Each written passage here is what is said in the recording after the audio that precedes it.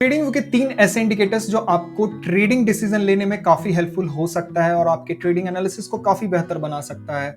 तो ये ट्रेडिंग तीनों इंडिकेटर्स बिल्कुल फ्री हैं। आप ट्रेडिंग व्यू पे आप अगर फ्री साइन अप करके आप तीनों इंडिकेटर्स एक्सेस कर सकते हो। एंड ये न्यू अपडेट है इसमें कुछ, तो तीनों इंडिकेटर्स काफी सिंपल है। सिंपल रखने की मैं कोशिश करूंगा कि सिंपली तरीके से मैं समझाऊं। तो वीडियो को एंड तक देखना। और जो लोग नए हैं to this channel, please hit the like button and subscribe to this channel. अगर ये नंबर इंक्रीज होता है तो मुझे मोटिवेशन मिलता है to make more and more videos for you guys. तो चलिए वीडियो शुरू करते हैं। तो सबसे पहले आपको ट्रेडिंग व्यू ओपन कर लेना, यहाँ पे इंडिकेटर्स पे जाना है एंड यहाँ 3 डॉट्स दिखेंगे। तो या तो अगर आपको कैंडल स्टिक होगा या ऑटो ड्राइंग पैटर्न आपको दिखेंगे, ठीक है। अगर ऑटो ड्राइंग पैटर्न आपको नहीं दिख रहा हो तो यहाँ पे ऑटो ड्राइंग पैटर्न पे आपको जाके इलियट्स वेव टाइप कर देना, तो वो आपको यहाँ पे कुछ इस तरीके का आपको दिखेगा, ठीक है। तो मैंने पहले इसे प्लॉट करके रखा हुआ था, तो इस तरीके का आपको कुछ वेव्स काइंड्स ऑफ फॉर्मेट दिखेंगे। तो इलियट वेव क्या है, आपने बहुत बार सुना होगा कि इलियट वेव। अगर आप कुछ दिनों से ट्रेड कर रहे हो और जो लोग नए हैं तो उनको मैं बता देता हूं कि इलियट वेव क्या है। एक बेसिक कॉन्सेप्ट है, एक मार्केट का वेव थ्योरी है, ठीक है। इसमें क्या था कि इलियट भाई साहब थे जिन्होंने ये थ्योरी इन्वेंट किया। उनका मानना था जो मार्केट है वो मार्केट किसी भी डायरेक्शन में जा सकता है, या तो अपवर्ड जा रहा है या डाउनवर्ड जा रहा है। जब भी जा रहा है, जैसे मान लो अपवर्ड जा रहा है तो हमेशा एक वेव के फॉर्म में जाएगा, ठीक है, सिंगल लाइन में नहीं जाएगा। एंड अगर नीचे भी आ रहा है तो हमेशा एक वेव के फॉर्म में आएगा, सिंगल लाइन में नहीं आएगा, ठीक है। तो जब भी मार्केट का मूवमेंट है, मूवमेंट एक वेव के फॉर्म में होता है। तो ये था इनका कॉन्सेप्ट। अब मैं बात करता हूं कि बेसिक रूल क्या है इस कॉन्सेप्ट का, इसका बेसिक मतलब क्या था कि वेव थ्योरी क्या है एक्चुअली। तो वेव थ्योरी कुछ नहीं है, एक सिंपल टर्म्स में रखने की कोशिश करूंगा। तो 1 2 3 4 5, ठीक है, इसको नंबरिंग कर देते हैं। ये 1, ये 2, ये 3, ये 4, ये 5। सिंपल है। मतलब ये था, वेव थ्योरी ये था कि 5 मूव होंगे जिसमें से ये जो पहला मूव होगा वो इंपल्सिव होगा, तीसरा मूव होगा ये भी इंपल्सिव होगा, पांचवा मूव होगा ये भी इंपल्सिव होगा, और 2 और 4 जो मूव है इसको हम लोग कहते हैं corrective move. Second and fourth is a corrective move. तो corrective move in the sense कि जैसे आप नॉर्मली मार्केट को देखते हो तो मार्केट जब भी ऐसे से जाता है तो करेक्ट होके फिर ऊपर एक डायरेक्शन में जाता है। तो सिमिलरली ये ऐसा भी होगा। आपको इसको मैं चार्ट में दिखा देता हूँ। जैसे आपको दिख रहा होगा कि जिगजैग पैटर्न है, तो इसको ज्यादा समझने की जरूरत नहीं है। आपको क्या करना, आपको इसको यूज कैसे करना वो मैं डायरेक्टली बता देता हूँ, ठीक है। तो इसको जो आपको यूज करना है, सिंपली आपको यूज करना है सपोर्ट एंड रेजिस्टेंस के टर्म्स में। तो जैसे कि मान लो यहां से ये मूव गया, तो इसको जो हम लोग यहां पे अगर प्लॉट कर देंगे तो यहां से अगर मार्केट यहां पे अगर मुझे कहीं पे बियरिश का सिग्नल मिल रहा है तो इसके नीचे अगर आ गया तो मैं एक शॉर्ट करूंगा till the position of here. यहां तक मेरा एसएल रहेगा एंड मेरा जो टारगेट रहेगा वो क्या रहेगा, फर्स्ट टारगेट ये रहेगा। सेकेंड टारगेट जो मूव स्टार्ट हुआ, यहां से मेरा करेक्टिव मूव हुआ है, सेकेंड टारगेट मेरा ये रहेगा, ठीक है। एंड थर्ड टारगेट मेरा ये रहेगा एंड फोर्थ टारगेट ये रहेगा जहां से मूव स्टार्ट हुआ है। तो आपको ये समझ में आ गया। अब इसको मैं एक स्टॉक में भी आपको दिखा देता हूं। स्टॉक में अगर मैं आपको दिखाऊंगा, इसको टाइम फ्रेम में चेंज कर देता हूं कि कैसे आपको डिफरेंट काम करती है, ठीक है। तो अब जैसे मान लो कि यहाँ पे मुझे क्लियरली एक इलियट वेव प्लॉट हो गया, मुझे कोई ज्यादा टेंशन लेने की जरूरत नहीं है। तो इसमें अब मुझे क्या करना होगा, इसको थोड़ा सा मैं जूम आउट करता हूं। तो यहाँ पे आपको क्लियरली दिख रहा है, यहां से एक जो इंपल्सिव मूव हुआ था यहां से स्टार्ट हुआ था, तो यहां से मैं क्लियरली एक लाइन ड्रॉ कर दूंगा। तो ये एक पॉइंट है जहां पे मुझे या तो ब्रेकआउट मिल सकता है, ठीक है, या मुझे एक और डाउनवर्ड डायरेक्शन में पुल बैक पे मैं सेल कर सकता हूं, ठीक है। तो अब इसका जो रेजिस्टेंस कहां पे होगा, इस पॉइंट पे होगा। अगर ये नीचे आ रहा था, आपको क्लियरली दिख रहा है कि ये बनने के बाद यहां जो आया यहां से फिर रिवर्स किया है, ठीक है।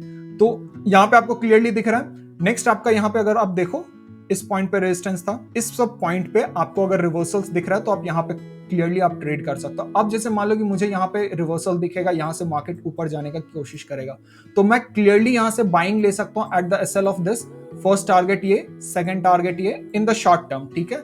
अगर मान लो शॉर्ट टर्म के लिए मैं देख रहा हूँ, ठीक है, 15 मिनट्स इंटरडे पे देख रहा हूँ, तो फिर थर्ड टारगेट अगर इसको क्रॉस करता है तो यहाँ पे इसका भी आपको ये है कि इसको आपको फिबोनाची की तरफ से यूज करना पड़ता है। उस पर मैं अलग से वीडियो बना दूंगा अगर आपको चाहिए कि इलियट वेव को इलॉबरेट करूं, मैं अच्छे से समझाऊं, तो आप कमेंट डाउन लिखो, मैं उसको इलियट वेव को अच्छे से समझा दूंगा।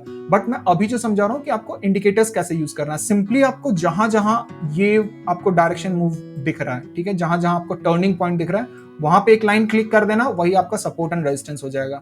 आप इंट्राडे पे भी यूज कर सकते हो एंड हायर टाइम फ्रेम पे भी यूज कर सकते हो। जैसे मैं निफ्टी के आपको वन डे पे दिखा देता हूँ। यहाँ पे आपको क्लियरली दिख रहा है कि ये पॉइंट है, इस पॉइंट के आसपास आपको मूव कर सकता है। ये एक पॉइंट है जहां से मार्केट टर्न किया, ये वेव टर्न किया है, तो यहां से एक क्लियरली मुझे यहां पे एक सपोर्ट शो कर सकता है आराम से। नेक्स्ट सपोर्ट कहां शो कर सकता है, यहां पे शो कर सकता है, क्लियर है। तो जब तक, अब जैसे मान लो कि मुझे यहाँ पे कोई बाइंग सिग्नल मिलेगा, ठीक है, अगर मान लो on a 1 day time frame अगर मैं देख रहा हूँ, यहाँ पे एक क्लियर है कि यहाँ पे एक बाइंग सपोर्ट, स्ट्रॉन्ग सपोर्ट है, तो यहाँ पे अगर मुझे बाइंग सिग्नल मिलेगा with the SL of this, तो मैं आराम से यहाँ पे ले सकता हूँ, या यहाँ पे इतने दूर पे मैं शॉर्टिंग के लिए नहीं सोचूंगा, ठीक है। तो इस तरीके से आप आराम से इसको higher time frame, lower time frame पे आराम से आप इसको यूज कर सकते हो, ठीक है। तो नेक्स्ट हमारा जो इंडिकेटर है उसको आपको क्या करना है, यहाँ पे कैंडल्स पैटर्न पे फिर से चले जाना है, ऑल कैंडलस्टिक पैटर्न्स। जैसे आप 1 आवर के टाइम फ्रेम पे देखो, यहाँ पे आपको जहां जहां पे आपको ये रेड और ब्लू का सिग्नल दिखेगा, वहां पे आप देख सकते हो जो भी आपका पैटर्न है वो आपके उस पे आप हवर करोगे तो आपको दिख जाएगा कौन सा पैटर्न है और क्या कह रहा है, ठीक है। तो जैसे कि मान लो यहाँ पे बुलिश एनगल्फिंग है, ठीक है, तो यहाँ पे आप जैसे मान लो कि यहाँ पे क्या है, क्लियरली एक सपोर्ट है, यहाँ पे क्लियरली एक सपोर्ट है, यहाँ पे एक बुलिश एनगल्फिंग पैटर्न आया, तो इस एसएल के साथ आप सपोर्ट पे, यहां सपोर्ट पे आप इसको बाइंग के लिए देख सकते हो। बट एज एन फैक्टर की ये एक एडिशन है, ये एक ऐसा नहीं है कि आपको इसी पे आपको क्लियरली ले लेना है। अब जैसे मान लो यहाँ पे न्यूज था कि मार्केट में कुछ न्यूज आने वाले हैं, जैसे फेड की मीटिंग आने वाली, तो वहां पे आप नहीं लो।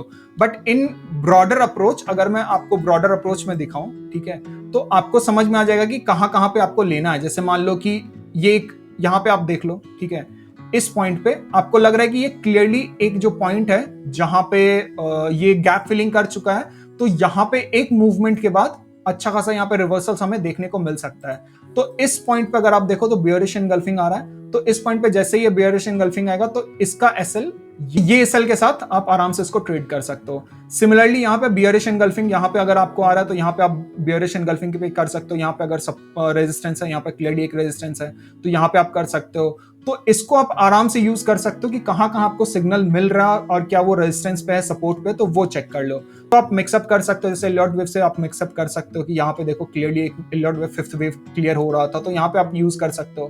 नेक्स्ट इंडिकेटर है आपका, आपको इंडिकेटर्स में जाना है। यहाँ पे इंडिकेटर्स पार्ट में इसको थोड़ा सा स्क्रॉल डाउन करोगे तो आपको दिख जाएगा यहाँ पे डाइवर्जेंस इंडिकेटर।